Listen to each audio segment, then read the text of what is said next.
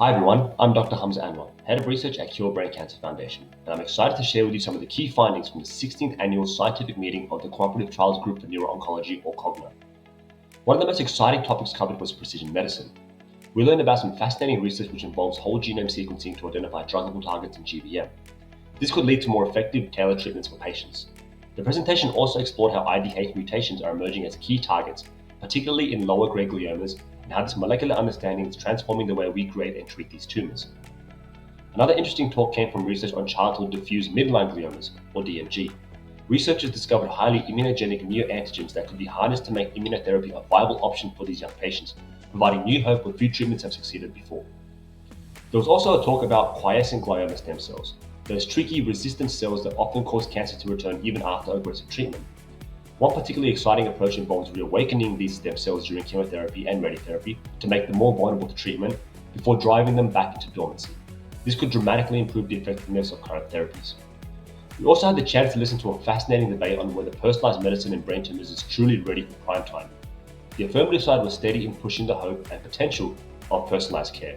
On the other side, the negative team pointed out the challenges in making personalized medicine reliable and scalable for clinical use, particularly due to tumor heterogeneity and adaptive resistance. The consensus: we're on the right path, but there still is a long way to go before personalized medicine can become the norm in neuro-oncology. We also heard important findings from the ANZ patterns of care study in low-grade gliomas. The study underscored the variation in how low-grade gliomas are managed across different sites and highlighted the challenges in applying clinical data into clinical practice. These insights will be vital as we work to standardize and improve care for LGG patients across Australia and New Zealand. The COGNO meeting was also an opportunity to hear updates from real clinical trials. One of the most promising was the multi-arm glioblastoma Australasia, or MAGMA trial, which is testing new hypotheses in real-world settings to improve survival for people with GBM. In August 2024, the data collection cutoff was reached, and sample shipments to the central lab are scheduled for the last quarter of this year.